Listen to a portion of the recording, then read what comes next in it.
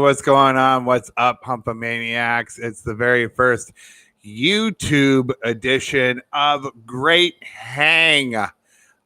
Each and every week, I hang out with my buddy Chris Gersbeck. We talk about whatever kind of shit happened during the course of the week, during the quarantine, and also just during life. We definitely don't focus on the quarantine that much. To be frank, the world's still happening, it's still revolving, and we're just gonna hang out and talk shit about it because what else is there to do at this point? Also, I mean, I gotta be honest, Chris and I have a good time. We have a lot of fun. We joke a lot. I guess if there's anything that I need to make everybody aware of up the top, we're joking on this show. I wouldn't take my opinion seriously whatsoever. I am a dummy. This whole thing is being put on by Dumb Productions. So that'll tell you a little bit about my character. So I'm just a comedian. I'm dumb. I just laugh and make jokes. And anything you hear in the broadcast and whatnot, we're just kidding. You know, before I signed an open letter recently, and I'm going to talk about it on the show. I'm going to get my co-host on here for the night. He is just a pariah of the community. He's been a friend of mine for years. I'm the least famous person he works with, and you can see why. My good friend, the very funny Chris Gersbeck, he's going to join it. Hey, what's up, Chris? We should add like sounds. Yeah, we need sounds. We need special effects. But right now, we just are going to rely on charisma. That's all we got. Dude, that's all I bring to the table. That's all I bring to the table in my marriage, I found, is just blatant charisma. Me and my dog. Yeah. My dog and I, we both just get by on being cute. I used to think that when I worked in an office that it was like I could do a really shitty job. It's like people just seem to like to have me around, so I'll be here forever. I do a terrible job at my job.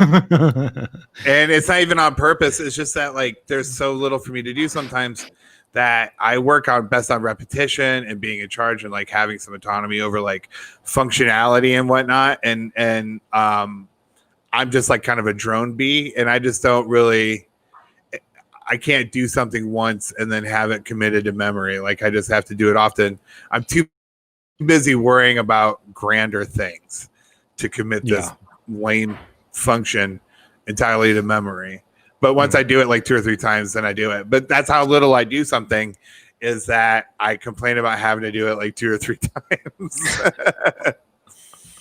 So, but I think my boss thinks I'm funny, and I think she thinks I'm nice. Because, like, really, honestly, my job as a white guy is on the chopping block for sure. So, what has your job been under quarantine? I just work remotely. I don't know if I could really want to say the firm for which I work for. Right. But you're able to do that from home. I actually do a little bit more than I'm leading on, but I'm just saying that for the guys of comedy. I also don't really believe that I'm going to be released based on my gender or identity or anything like that. I'm just kidding. Right. But like, I used to be, I wouldn't say annoyed that I have a job. It's just that like, I find if I could do, like, I treat comedy like a job where I also put in 40 hours at that. And it would be great to put in 60 hours at comedy and 0 hours at a job. And so I get annoyed with the fact that I can't do that. And It's not the job's fault. It's not my wife's fault. It's not society's fault. It's my fault. It's my fault for not doing better, you know, to some extent. Like my best friend is an artist, and do you have a rich friend? No, I have a lot of middle class friends. That was my wife. Hey, Jen. Yeah. You have a lot of middle class. Well, that's rich to me. That's who I mean by rich. You uppity prick. No, I really don't. I don't know like anyone who's like legitimately rich, really. I don't know anybody who's wealthy. I do have one friend. He's like pretty well off. I don't want to say pretty well off because he's very smart as well. And he's very, very talented. He's in design. And like he could take a whole bunch of time off of doing that and just come back to it, and companies want him like immediately. He's very, very good. And he and I, though, he's my best friend. I love him to death. We grew up under similar circumstances, where we both had a dad who checked out of our lives super early due to drug use, right? And he had a single mom for a while, and he hit like kind of orphan lottery because his stepdad was like part of an upper crust of Toledo, Ohio, right? Great man, though. Like, I've considered naming a kid after him. I love my best friend's dad so much. He was such a good man to me because he saw that I was a poor piece of shit from the other side of the tracks. But like, I was trying to get out of that. So he was like super sweet to me. But my best friend, he got to go to art school, and his stepdad paid for it, which isn't anything bad.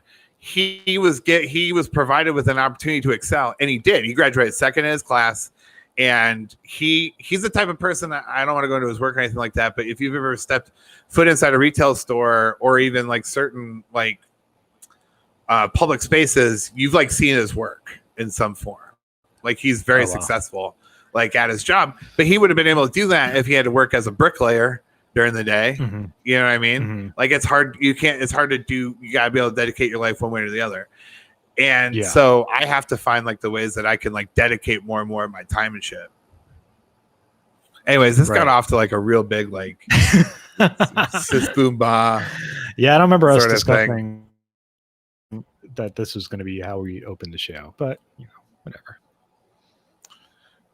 Yeah. How else were we going to open the show? I don't remember. I mean, we went over some things to talk about, but you know, that's true. Did you? I should have texted him to you.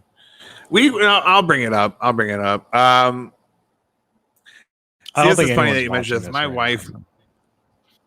That's fine. We'll put it out later. It'll be on YouTube forever, and people can watch it. I'll promote it, and then they can watch it on YouTube. If I get some fucking views, great. I'm having fun regardless. I know some people start to listen after our last Instagram show. My cousins, some friends from back home, some people I used to work with, just like comedy fans kind of reached out. And I don't mean comedy fans of mine. I just mean people who are like looking for content and stuff like that, who watched our Instagram shit, who are like, you should do more. So I'm fine with it. You know, I'm happy to, to put something out. Also, I get to say what I want to say. You know, we don't have a stage or a platform to do that right now. Also, gives us a good excuse to talk every week. Right, that's true. Comedians and comedy people in general don't. I'll tell you one thing I'm grateful for actually about this pandemic. I'm trying to find new ways to be grateful about the pandemic every day, or at least as often as I can. But when I moved to New York to do comedy, I was 33. And I came from basically like an open mic scene, like some small minor work. And then you could start to work the road out of there if you wanted to anyways. But like, I was doing acting and stand-up. So I was like, I want to go to New York. I don't want to necessarily go to Atlanta or, maybe Chicago. But I knew I was like going to end up wanting to go to New York anyways. So it's like, I might as well just go straight to New York. I'm too old to like fuck around. You know what I mean? Yeah. Looking back, I wish I had gone to Chicago for like 2 years, saved up some money, and then moved to New York then. Because like the Chicago people all network really well, and like they got good first. I wasn't good when I first moved up here. Yeah, we were just talking to Tim Barnes, who he moved to Chicago and then moved to New York. Oh, nice. Because it was like Tim Barnes. I feel like I know him. Yeah, he's a really good stand-up.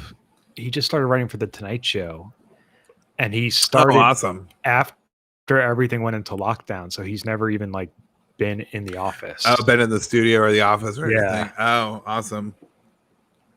Yeah, he's like the rest of us. Actually, that's not awesome. I feel bad saying that, but anyways, it's just like a weird fucking time. And I went to a comedy thing recently. Michael Che put on a show over in Long Island City in Queens, not too far from either of us.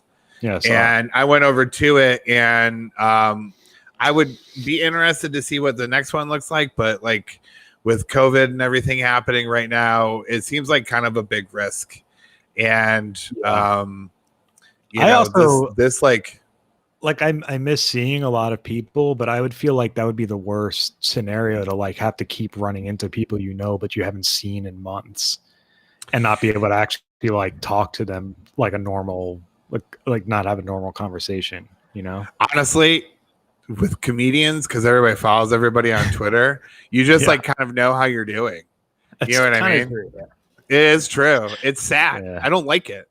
Like I'm like, oh hey, I just saw you yesterday online. Yeah, that's true. And there are some people, but here's the thing: the real thing. I see people though on live that I don't see online because they're better live comics than they are online. You know, and so running into those people, I'm super happy to see.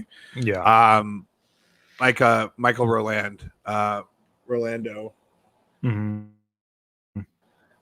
I saw him at the Che thing, and here's the thing too: is like comics are so like they have such a propensity to want to be like, oh, I miss you, blah blah blah, sort of thing, and you have to like kind of just do the elbow thing or maybe do the fist bump and try and wear a mask. But at a certain point, it gets super hot, and people are just kind of standing around trying to maintain like a good distance, but you're just like, who the fuck knows, And reading about the risk of it is sometimes like it just scares the shit out of me. I just don't want to fuck with it, Yeah, and also like it seems to be affecting younger people now. I don't know.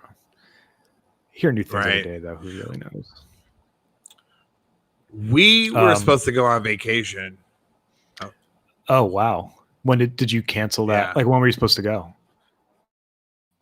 We're supposed to go August 14th through like the 22nd or something like that. We're supposed to go to Costa Rica, but we can't go because you can't travel to Costa Rica. So we lost money on the flights. We got Airbnb credit. So we're going to try and find another place to go in America that's not too affected by COVID. It's my wife's 40th birthday. So, the only good news is, I mean, it's not even good news. I just don't have to update my passport because that was going to be expensive. Yeah, it's not bad. It's like $200, I think. The thing is we both could use a little bit of a break so bad. And but then I sit there and I really look back and I realize I'm like, you know what? I can't complain about my life. Like I have a great life. Like I have income coming in. I know that comedy's not here, but like these psychopaths that can't just be like, look, you're still doing better than what you think you're doing.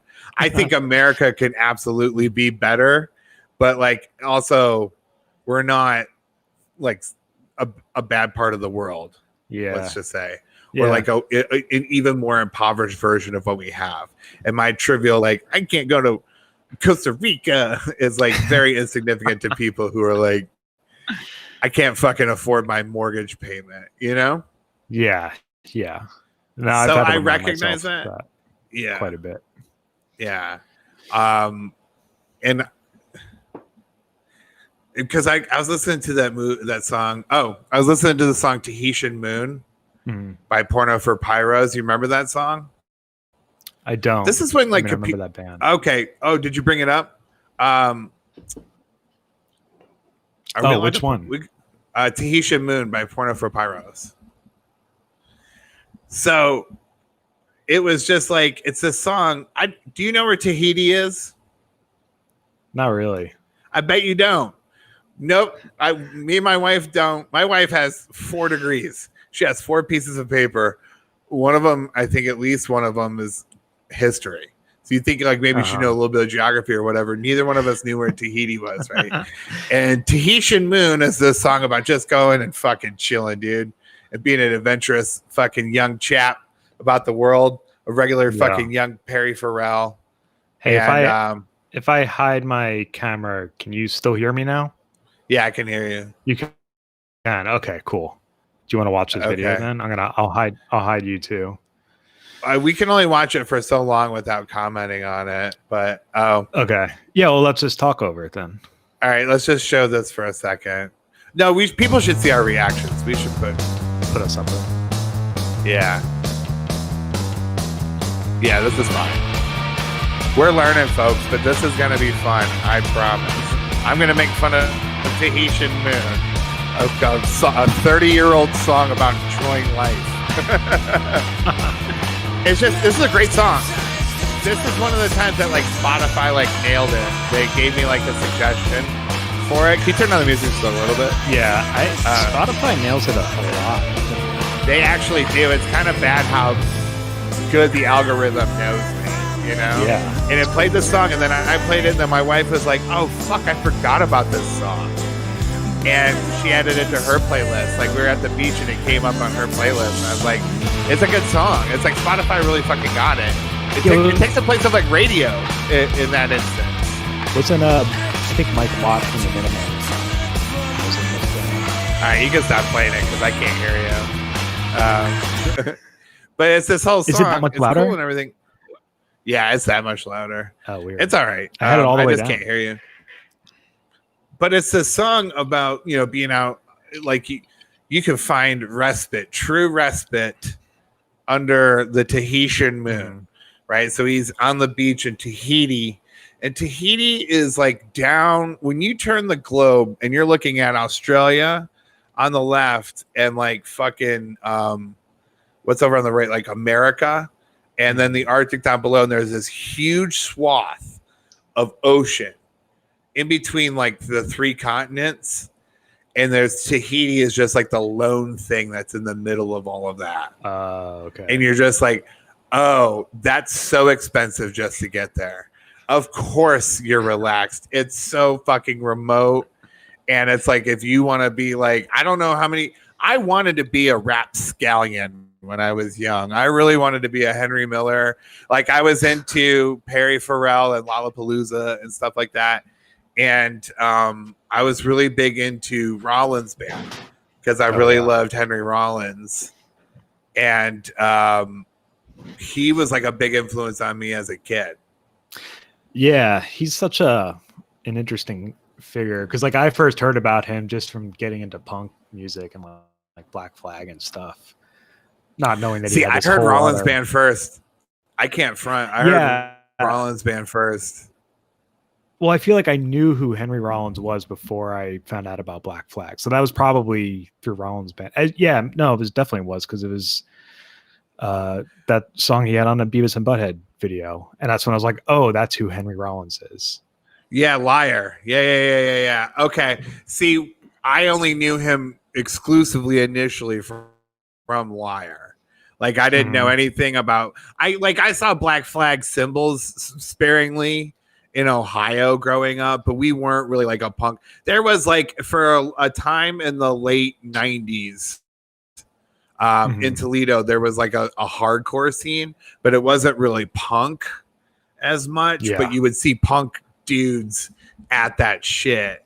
I wasn't that level of counterculture. I grew up south of Detroit and we have Motown, so I was more interested in rap as like my counterculture. But then as I got older and I got more aggro, I really got into metal, and Rollins Band was like the first thing. I saw this video and I was like, this dude's like, play it real quick. Because like I just remember them commenting so much on how big his neck was. Yeah, I know.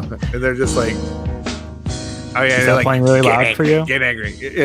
Yeah. No, this is good. That's good. Okay. Oh, you're playing the actual Beavis and Butthead clip of it. That's funny. Yeah. So you see this and like, he was of that whole ilk of like early 90s kind of alt guy.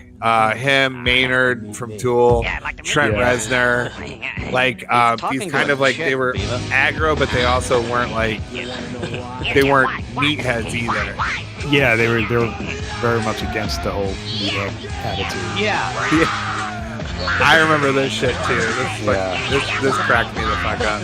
Anyway, so if you want to pause it, because I don't know how much trouble we'll get for playing fucking. But I remember seeing this video and being like, this dude's got to be like 6'2" and like just yoked like this fucking presence or whatever. And then I met him, and he was like 5'7". Is he really? He is like, yeah, he's not a tall dude. I've seen him in person. I mean, like, but I it was could be. stage. I mean, like, I could be. Because I'm 6'4".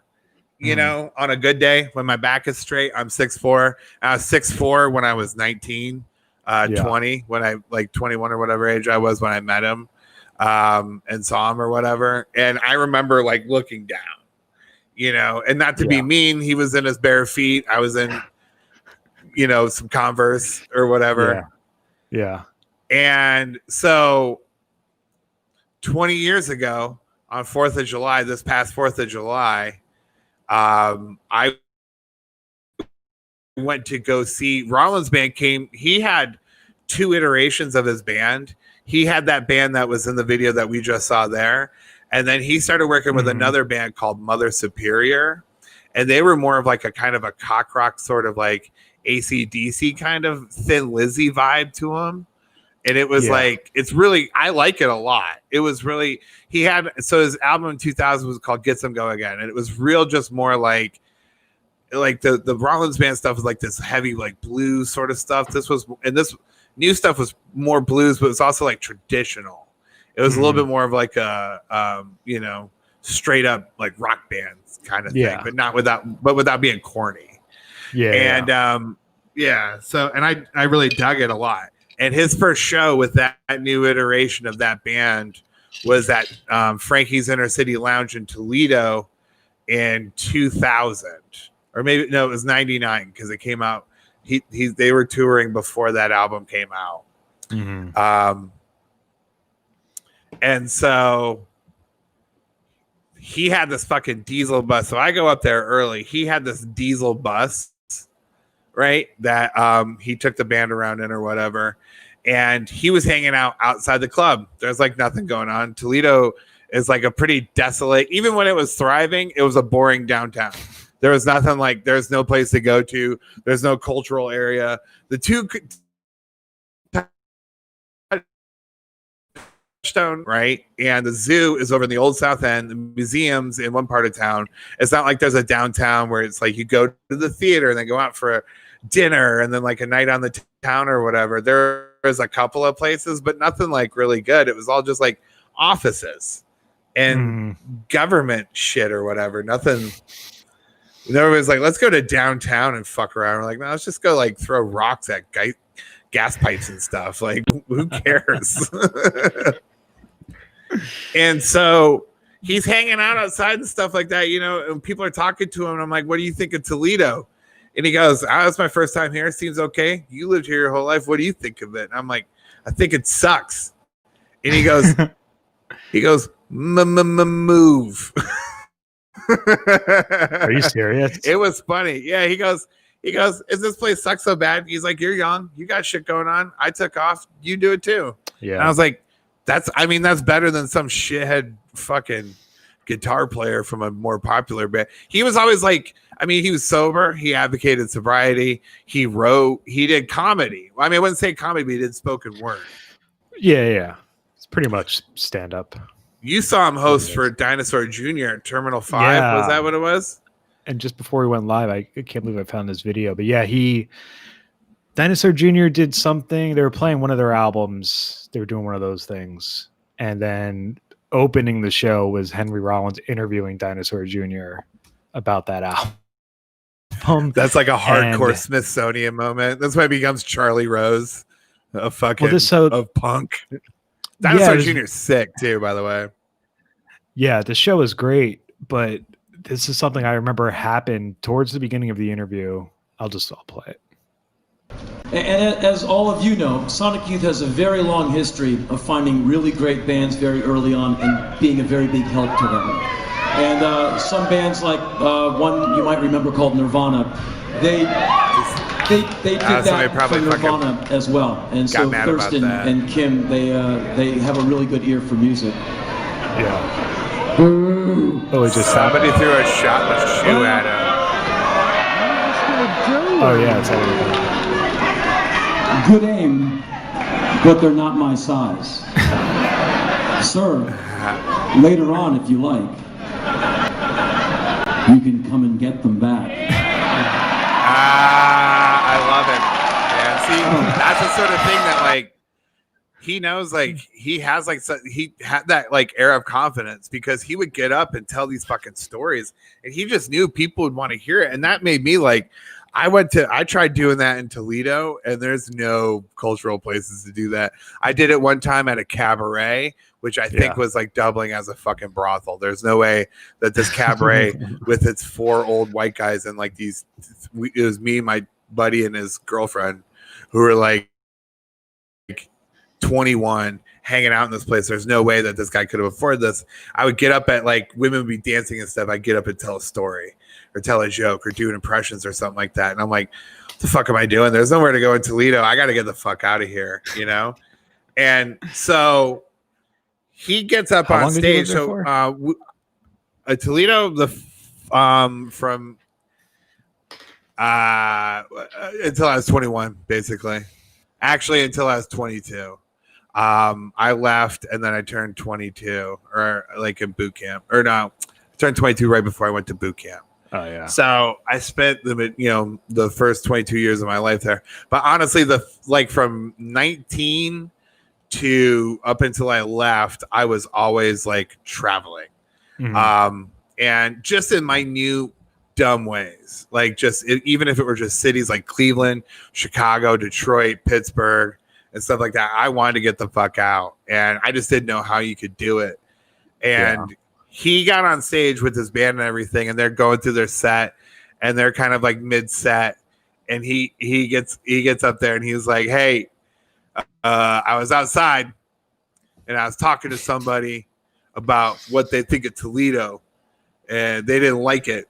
And he's like, "I told them to move, you know?"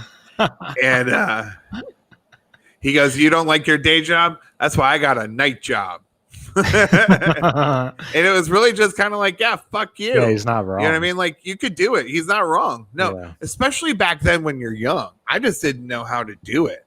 I was so dumb. I would ask anybody for like a dumb opportunity. Did you ever think? So he said, yeah. Did you ever, like when you were 16, were you ever like, did you ever like, oh man, I got to get out of this town before my life is over? And it's like, you're 16. You could still have like a ton of shit to do. But I remember thinking my life, like all the choices I had made were final, and that was it by the time I was like 16.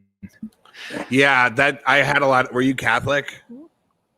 No, I wasn't religious. Okay, I had a lot of that because I think because I was Catholic, and because like I didn't, I have this fantasy in my head where it's like I could go back and talk to myself at age 12 and tell him like, "Hey, don't do this, don't do that," or whatever. You know what I mean? I'm like, what a great fantasy. And I'm like, oh yeah, that's what dads are for.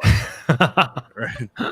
And if I'd had a dad who was like, my stepdad came along when I was 12, but I was already like, he definitely set me up with a much better life than I would have had he not come along. Like I was getting ready to I was going to be in jail.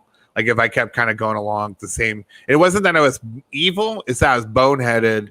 It just didn't see much point to like being in Toledo and being like an upstanding citizen or whatever. Just like I was just a shitty kid because I didn't have a dad. Yeah. And so my stepdad definitely did a fantastic job of providing a structure and like the discipline that he could, even though like I was his size when I was 12. So I remember one time I went to go see I went to the Toledo Sports Arena to go see Limp Bizkit. Oh wow. How'd that go? I know. Limp it was I was 19 at the time, right? And it's what else am I gonna do with my life? It's Insane Clown Posse, it was Limp Bizkit, Kid Rock. Holy shit. Used to go to Howard's Club H in Bowling Green, Ohio, and just like fucking. That's an all-star lineup of real trash music, though. Well, welcome to my childhood. I mean, that was just the shit that was like the 90s or whatever. The 80s were fucking bananas too, right? And so I went to go see. Limp Bizkit, and they had two bands who were opening up for them, right? It was in this like concrete, just like kind of enclave, not even like a real part of it. Was like a separate room in the stadium. It was like a conference room almost in the stadium, because there's only maybe like 350 people who came to it. So it wasn't like an arena event, you know what I mean? And we talked to Fred Durst. I got Fred Durst autograph before the show. He was just running off his hangover on the fucking treadmill, you know, just not letting no women tell him what to do. And so we go hang out. We're waiting for the first act to go up, and we see these guys who are loading up the first band's equipment. They're putting the drums out, they're getting the guitar out, setting it up, tuning it, and everything. And I'm like, oh shit, man! These are the roadies for the first band or whatever, right? And these guys get up, setting up all this equipment and everything, and then they just start to like tune it up and play it, right? And I'm like, oh shit, the roadies are the band. That's what it's like being the first opening act on one of these tours. You don't have roadies just because like you start a band.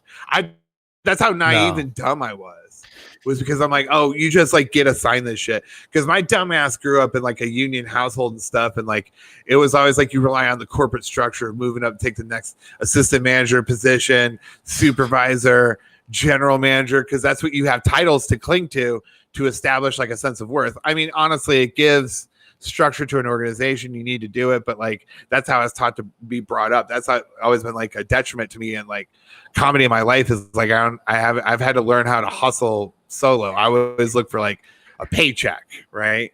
So I wanted to get out of my shit ass town. I see this band loading up their equipment. They start playing their music and everything, and they were fucking sick, right? I mean, honestly, they were really fucking good, right? And like the lead singer had these dreadlocks or whatever. And this is like the late 90s when the dreadlocks are starting to come back as a thing on white people, right? This is like when Korn and the Deftones. I love the Deftones still to this day. I listen to old Korn unironically. I could still admit it's weird. It's like, but I would never listen. Kind of fell into the whole rap rock thing, but they really weren't that. Like, but they're very like progressive rock. In a way. Yeah, they got kind of lumped in with all that other. Like, they create ambient music at times, and it's really cool. It's like I like that they do things that are unconventional. It's like it was like Linkin Park was a pop version of that whole movement. You know, that's like the most pop sort of that kind of band that you were gonna get, and that's why I didn't really fuck with them or whatever. But you know, like Korn was more of like the authentic thing. By the time Linkin Park came around, there were so many bands that were actually good that successfully merged rap and rock. You know, like they didn't seem like they had enough hate in their heart to really pull off this genre. They seem like they're too well adjusted. Those hooks were too well put together for me to believe in like their rage, right? So this first band, they weren't rage filled, but they really fucking rocked. They rock so fucking hard, right? Then they break down their fucking equipment afterwards, right? The second band that comes out is this band called Cold.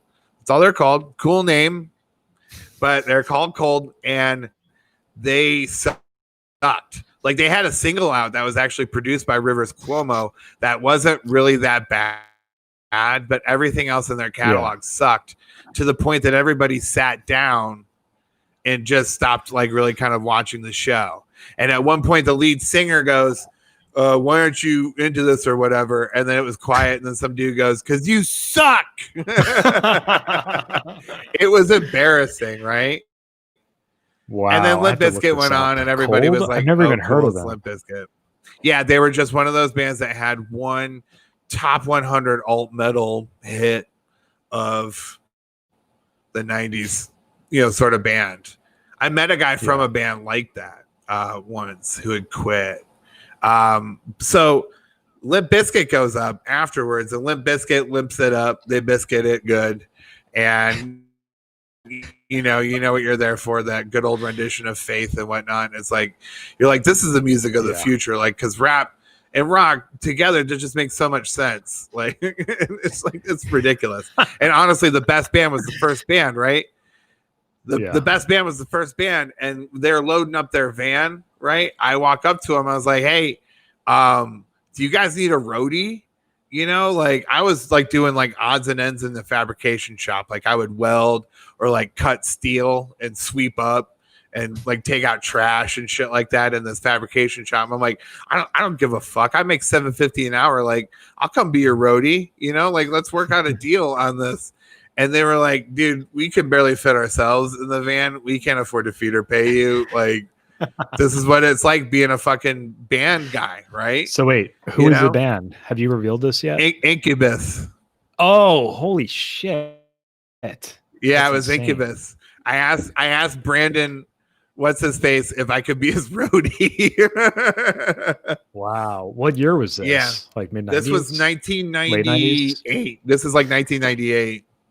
It's like 98, 99 sort of era.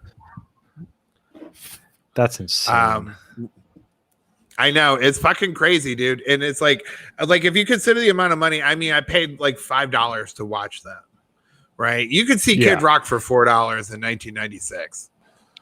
It's amazing. Yeah, like to see. I worked with a guy. I worked with a guy who was like, I worked with a guy who was really into Pearl Jam and told me this story about how he was at a bar in like 89 or 90, like right around that, you know, the grunge was starting to blow up. And he was at like some small bar and there was this band setting up and he kept bugging the singer. Do you want me to mute you? No, I'm good. Thank you. Sorry. He's like, they were supposed to go on at 9 and it was like 9:15 and they weren't playing or anything. And it gets like 9:30, still weren't playing. So he like went up to the singer. He's like, hey, are you guys going to go on or what? He's like, oh yeah, we're just trying to check some stuff. He's like, well, we want to hear some fucking music. So when are you guys going to play? He's like giving him a real hard time. Oh, not cool. And he said that they played and they were awesome. And then like a couple months later, Pearl Jam's 10 came out and he realized that it was Pearl Jam. He was getting shit too. Oh no shit! Wow, that's probably Eddie actually Vedder. the best band you could do that to. Probably. That was probably, and he said, because they weren't going to be like. In his defense, he was, like Eddie Vedder was supposedly like, you know, this is coming from the asshole in this story telling me this, but he said that Eddie Vedder was like still nice to him, even though he was giving him a hard time. I bet he seems like a really nice guy. I would love to be Eddie Vedder. I bet he doesn't have social fucking media. I bet like somebody answers a phone for him. Like I can't imagine that dude. Like, yeah, he got to age into being like a middle-aged man with like a rock star status. It's kind of crazy. He seems like a nice guy from the anyway, I asked Incubus. I met a guy. This is when I kind of like really knew. Well, so I quit my job. Eventually, I decided to move up to New York and quit my job. And the night that I quit my job, I met these two people who were friends of my friend. And one was a young lady and another was this guy. He was like 30, 31 or something like that. He was balding. He's kind of a big dude too, right?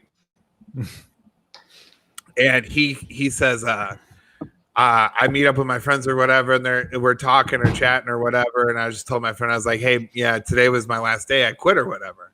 And this guy looks at me and he goes, you quit what, your job? I was like, yeah. He's like, what are you going to do? I'm like, I'm going to New York to be a comedian. He goes, dumb idea, dude. I never met this guy in my life. Right. He goes, dumb idea, man. I'm like, oh. All right. Have you seen me? Like, you're from out of town. You're staying at the hotel. I don't think you see me. You know what I mean? Like, how do you know if I'm going to be fucking bad or not? So he goes, listen, man, I was in a band on Roadrunner Records in the late 90s and like early 2000s. It was actually more like early 2000s. And we were this metal band. We used to open up for Slipknot and Lamb of God and shit like that. And you think that you want to do this rock and roll lifestyle. And then you find out that you're like traveling across country to go back home to sell a bike so you can keep $600 in your pocket because you can't make shit on the road because being on the road fucking sucks so bad. And he's like, it's not worth it. He's like, I quit. I sell insurance now. It's not fucking worth it. And I was like into the girl out of the two of them. She was really beautiful. She is this like plump German girl, and like cute cherry cheeks and whatnot, just really sweet and nice. And then and I looked at her, you know, and she was like, you quit your job to go like do what it is you wanted to do, you know? And she was like, I was like, yeah, basically. And she like gave me a high five, and she looked at the size of my hand. She goes, "This is not like." She was like, "That's like the hottest thing I've ever heard." And I was like, "Oh, fuck this dude for sure. Hell yeah, I definitely made the right choice. I don't care if it costs me my happiness down the road. Right now, this shit's fucking cool." It's true. I think quitting your job and deciding to pursue your passion is like very admirable quality. You know, it's like you're taking charge of your life, and I bring nothing to my marriage aside, like what we mentioned before, aside from charisma, right? And like, and my wife, we had a discussion about this yesterday, where she was like, you know, I knew going into this that you weren't going to be like, you know, Johnny 9 to 5 and have that sort of career. So I don't necessarily expect much. And that's sweet and it's kind, because it's like, I know that you're not going to be that sort of thing or whatever. And you're just kind of like, well, I could still be successful in probably a little bit more lucrative way than you imagine. Once this thing, I had a good year lined up before this pandemic hit, right? You know? And so, but she knows, but she also like believes in me in a comedy sense. Like she knows that, like, she's like, this is a huge gamble. I see you do comedy. I know that you're good. People like you. It's just a matter of circumstance and time, you know? Yeah. So she's on board with it. Then a lot of it's just negotiating our time in between now and whenever success might be, in whatever capacity that is. Yeah. So she wants to put, go ahead. Sorry. It's important to have the support though. Cause like I pretty much did that too. Like I just quit. I was like, hey, I know I have this kind of cushy job at a bank and we have health insurance, but I really want to work at QED in Astoria. Do you mind if I quit my job? Oh man. And, well, yeah, you're very supportive about it like that, but that went like, that was a tough time for you. And know for sure. I won't comment too much on it, but like, I know that it's like, I mean, freelancing and working out on your own is super difficult. I did it once before. I tried to do it and I was so bad. I was so fucking bad. And I had to start working again. And my wife was like, you need to look at your comedy like you manage your fucking business, you dumbass. Like I'm a good, like, middle management dumb shit who can like manage your fucking product and loss statements, you know, to a T, middle-aged dumbass fucking work guy. Right. But so I need to apply my most successful friends in this have always had a keen ability to be able to push and promote themselves too much. I didn't even talk to people the first like 3 years I was here because I'm like, I want people to like me for my jokes. I don't want people to like me just because I'm here at the bar buying you shots or whatever, sucking up to you. You know, I want like genuine acceptance. Like you have to like me in spite of my personality. Should have been a tough sell. For sure. There's like a little bit of a delay between us, so I'm like hesitant to like start talking because I don't want to cut you off like halfway. No, it's okay. You know what I mean? Nobody watching this will be super fucking pumped about it, but somebody will tune into it at some point. I don't care. I'll start promoting it. I'll make little like vignettes and whatnot. Oh, you're gonna bring this guy back. So sometimes let's just have a play in the background here.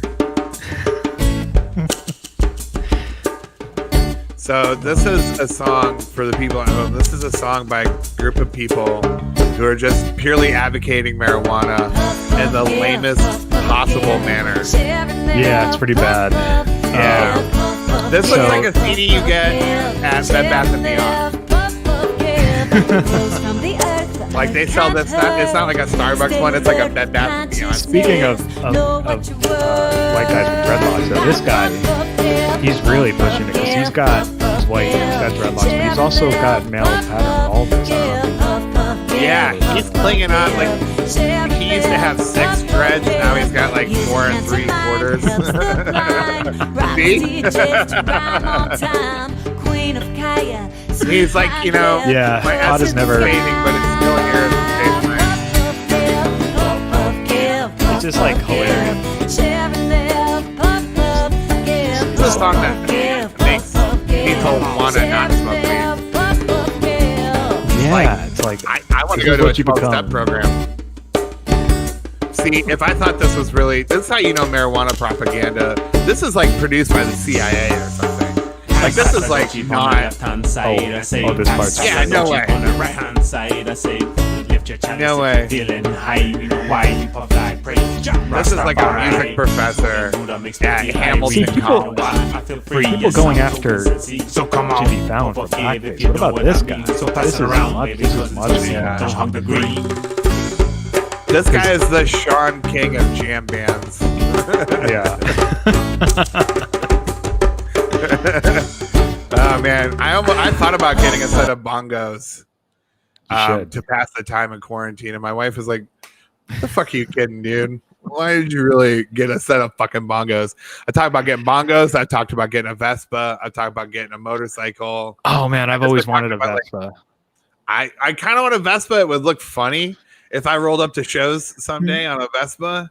Yeah. And it's also I could argue that like if we're gonna be in quarantine for a while, it's the same amount of money as my monthly Metro card, you know. So like, why the fuck not? But also a motorcycle isn't really that much more expensive, and so I'm like, I would look. Although it's weird, I would look funny. I would look more appropriate on a Vespa than I would on an undersized motorcycle. Right? Like if you thought like if it's a tiny motorcycle and I'm on top of it, that looks worse than just a Vespa.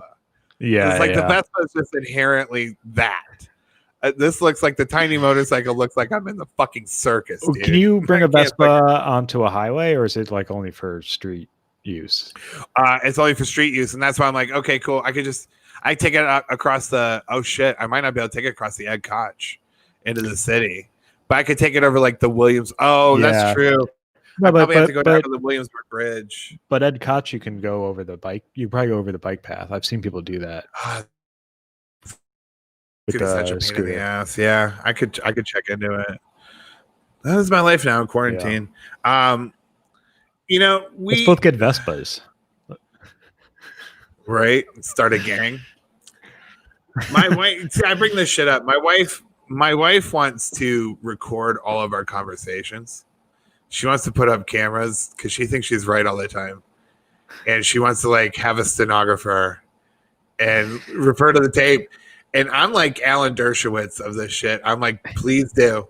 Go ahead, tape. That's away. Like that Black Mirror episode. Where did you see that? Where like they can replay everything back. Oh yeah. But no, this is like for Can you imagine sure. how much that would destroy every marriage if everyone had that? Oh yeah, immensely. Yeah. I mean, that's the whole thing about a marriage is like you have to communicate and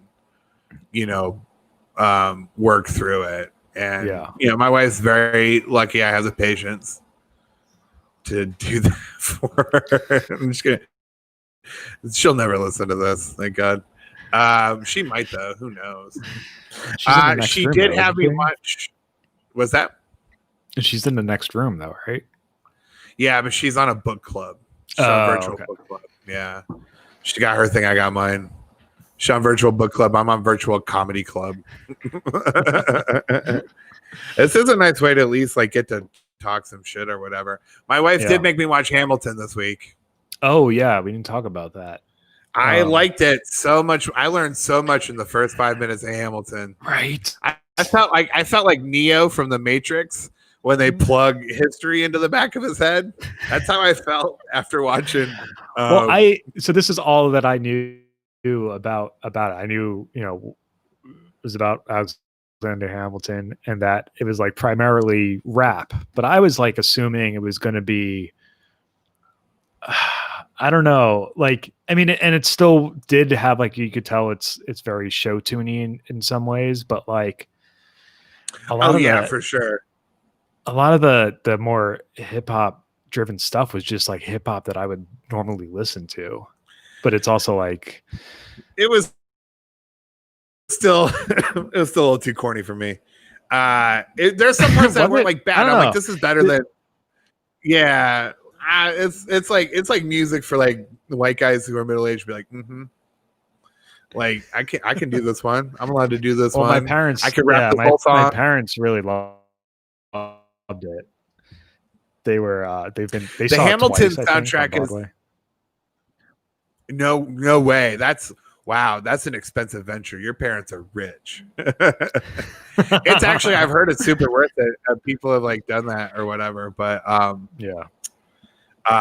Hamilton is the perfect middle-aged white guy rap because it's the only rap that you're gonna be able to sing the whole song without saying the N-word in it. It is cancel-free music. I think I read that there is some controversy about, like, you know, because now that everyone has access to watch it, I guess like in theater circles, they've been discussing how there's some problematic things about it. And like now that everyone has seen it, they're all kind of catching up, I guess. But you know what I've discovered recently? There's problems with everything nowadays. It just never ends. Like it's just almost become. My wife and I had a discussion about it earlier, where I had to recognize certain level of privileges that I've had, which I think I do a pretty good job of. Regardless, I know I'm very fortunate to be so young and handsome still, and I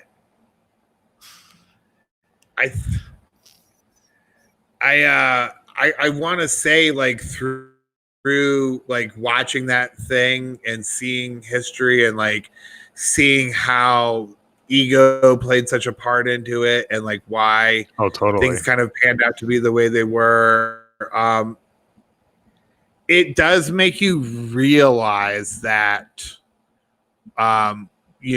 it's been an interesting setup, to say the least, over the last like few hundred years. And like people were more, it seemed like people at certain times were interested in like Hamilton himself. He seemed like he was interested in implementing the highest form of federal government possible.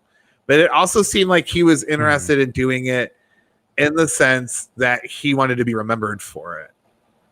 And it was going to be like the society Hamilton created. And so my wife is a federalist in that regard. She believes in that sort of thing. And so when Thomas Jefferson came along, I was like, oh shit, let's get it, TJ. And I was told I'm not allowed to like him or Aaron Burr. I didn't like Aaron Burr either. I like the actor who played him, but yeah, I mean, as a character, the actor who played him was fantastic. Everybody in that show was great. I mean, really top to bottom. It was weird seeing Lin-Manuel Miranda. I've seen him in every other contest except for that. Like I've seen him in a movie. I've seen him in another TV shows. I've never seen him actually do Hamilton. Like the first song where he's like rapping, I was like, wait, that's what his voice sounds like? That's what it is? Like, it's nothing like what I knew it was going to sound kind of like dorky as shit. Super dorky. Yeah. But it's fucking theater dork rap, you know? Yeah.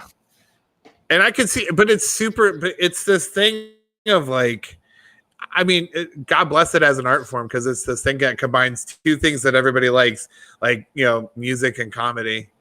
And I mean, there's a lot of dramatic moments to it and stuff like that, but it's just, I can't imagine how long that took to sit there with a fucking thesaurus and all these history books and write raps out of them.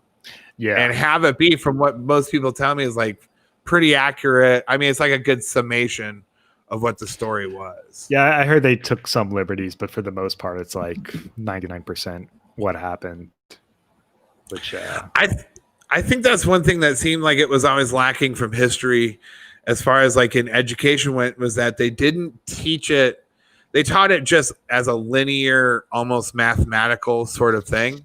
It's like you need to memorize these times and these dates versus like if you just told it as a story, like, and just conveyed if you taught people from an early age reading comprehension, metaphor, that sort of thing, and and you told history as a story, they would have a better like regard for it. Yeah. And they'd have probably more interest in it, or at least understand it better. And that's why I was like, I'm watching the musical of Hamilton. I'm like, I could learn all of history like this. Be pretty sweet, right? Yeah, I know. It's like, I remember one like about the CIA ago, killing JFK. Oh, that would be amazing. Yeah. I remember like months ago, someone talking shit about Hamilton and saying that it was like, to them at least, it sounded like it's like a bunch of history teachers got together and like, how can we get kids to pay attention to these lessons? Like, I know, I'll do a cool rap. And then they like, right. Yeah. Which is like, in essence, what that whole show is, except it's actually good. But right. It's like 3 hours of it too. There are some times I'm like, all right, more of this, huh? The songs were good though. And they were like, some of them were like 8 minutes long, basically. Yeah. So it took up like a fair amount of time. But I bet in the live experience, it's just fucking phenomenal. I know. I'll never know. There's no way I'm ever going to pay that money to go see it. If theaters even ever open again. Yeah, Broadway's going to be dark. That means Caroline's going to be dark. So, I guess I don't get that follow-up audition for TBS. Oh, did you audition? Long time ago. I didn't get it in the first place, but I just wanted to I just want to throw in a jab at my fucking shitty career. I keep my list of old shows that I had booked before the pandemic hit, and it was very sad. It was like 40 dates of like just whatever, and it was swept away. This past 4th of July weekend, I was supposed to be in Vermont doing shows, and then I was going to do like Empire up at Portland, Maine, and try and get like on a Boston thing. And I was like going to see friends and stuff, and like go hang out, take my wife on the road, take my dog, and just like it was going to be awesome. And listen, again, this is coming from a guy who just I feel like I have to. You saw in the beginning, I gave a preamble about everything on here as a joke. I should also explain I come from poor trash. My mother is a great woman. And her mother and whatnot. Like, I mean, honestly, like my family, my cousins, my immediate family are all great people. But the place that we come from is garbage. And I just... like my whole life thing has been getting like kind of as far away from that as I can. And my parents just told me they're moving back. Now I'm at an age where like I really miss my family and I'm really excited. You have to move back too? Fuck no. No, there's no way in hell. I'd rather die of COVID in New York City than of opiates in Ohio. There's no way in hell that I'm ever fucking going back there. I'm just kidding. Ohio's like a really beautiful place. I'm not going to shit on it really too much. I'm just old enough to not hold like a grudge about that just because like the city sucked for me when I was a kid out of my personal experience. I hope people like my cousins are good. They're good people. They work real hard. They're making money and they're doing their best and whatnot. And they're smart, educated people. It's just like the city around them's kind of falling apart and everything. And but my mom wants to be near her family and everything, so like I'll be going back. I'm excited to go back at holidays. I haven't been back in a long time. I got some family I'm really excited to see, but when I come from though, Toledo in the 1980s and 90s was like crack and heroin and stuff like that, and there was a lot of drugs, a lot of poverty, and just like not great shit that went on. And so I don't come from a country club background, so some of the things that I have to say are probably a little bit more it could be more applicable to urban and rural people because it's very base and plebeian and low rent for sure. Oh, that's a good one. That's a good graphic with Chris Gersbeck right there. Yeah, guys. Anyways, we could put both of our names up. You know, I think this is like coming in live. Coming in live. All right, this is getting to the point where we're just being dickheads. Yeah. This has been a fun hang, though. I mean, honestly. Totally. And we could do a lot more of this in this format, I think.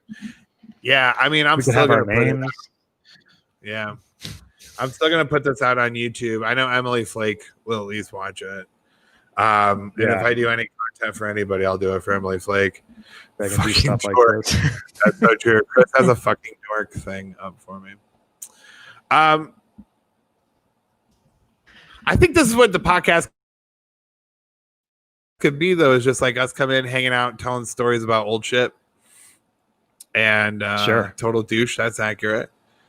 And we could talk. I don't want to talk about like comedy beefs. I decided like we shouldn't be that show. I don't want to do any meta or inside. It is a little tension. I just was happy to talk about it for our last Instagram show because somebody was being a real douche rocket and they got smited by the Twitter overlords, and it was just kind of funny to see. Yeah. I hope the dude's okay or whatever, but he'll never do my fucking show.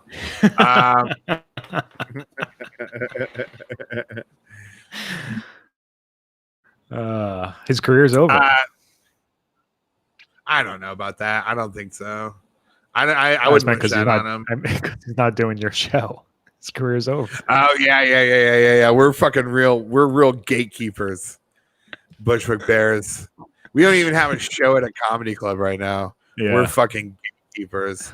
We are doing. I guess I can talk about this because we're gonna do another show in a week from now. We are doing a live Bushwick Bears show with people. Where? Like with in a secret location. Backyard, right? You told me about that. Yes, I can't tell you where the backyard is publicly because we're gonna avoid any sort of like oncomers. Because we have a limited shut amount. That down. No, I'm not worried about that. I'm worried about people trying to show up when we have a limited capacity for 15 tickets. We're gonna sell 15 tickets, $20 each, but you get a free beer with your ticket. We're gonna have a cash donation bar. We're going to stream the show live. So if you can't make it out, you can still watch a live comedy show.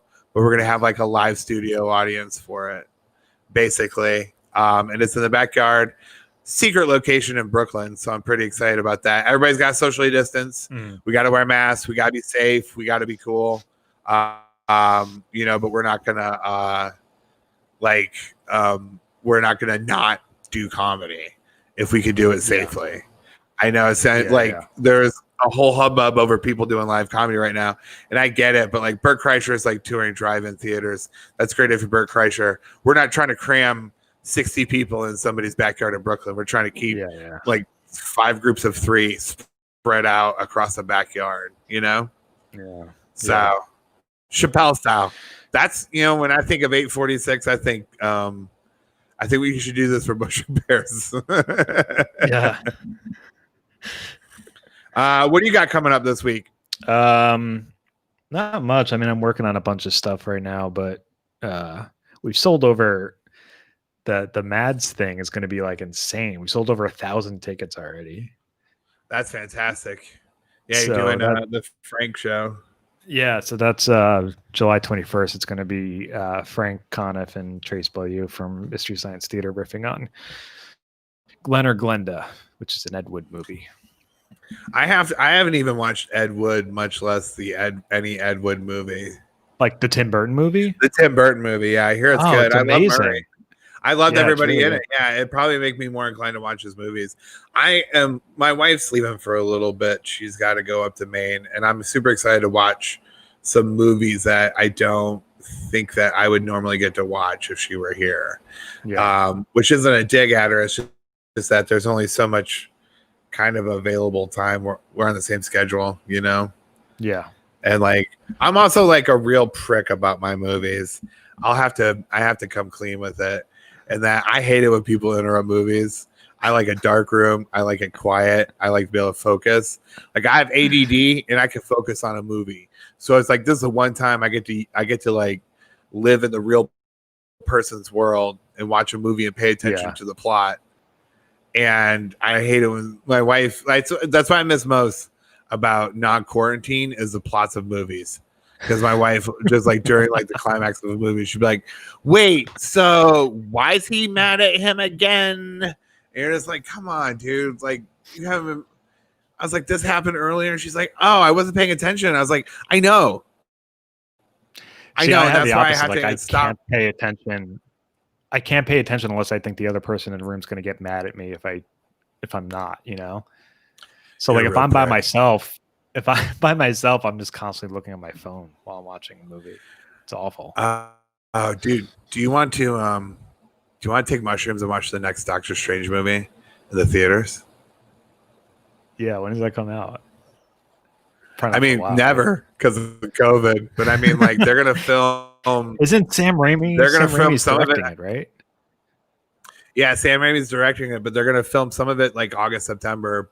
It's gonna be a lot of CGI for this, I bet for sure, because that's the only way they're gonna get like images of actors to work for the movie, you know? Yeah. So, because they're not gonna be able to like gather and fucking do shit, so it's just gonna be on computers. And I think Sam Raimi's best stuff is when he actually goes like not CG limited. That whole scene on Spider-Man 2 where Doc Ock where the arms come alive in the hospital and he attacks the hospital staff. That's straight up horror, and that's all just done with like puppets and ropes, basically.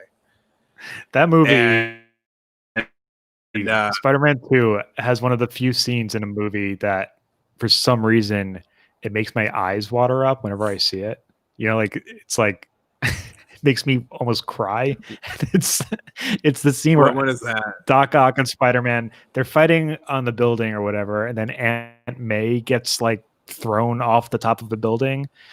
And she's like flying through the air, and then Peter Parker Spider-Man catches her like in the web, and then whenever that happens, I'm like, oh my god, Aunt May almost died. Oh man, yeah, Aunt May almost died.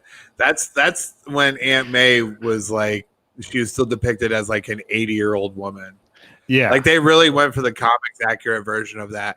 Now it's like Marissa Tomei, who is like, she's the hottest Aunt May ever. Yeah. I mean, it makes a lot more sense that an 18-year-old kid would have an aunt who is roughly the same age as what his mom should be. But I'm glad Spider-Man has a hot aunt. I think that's age appropriate. And sure. I don't know, Marissa Tomei. I don't know. Anyways, this is gonna be a fun show. I promise. So, anyways, all right. Well, follow me at Derek Humphrey. Follow Chris Gersbeck at CS Gersbeck. He's not on TikTok because he's a patriot. This has been a Dumb Industries production.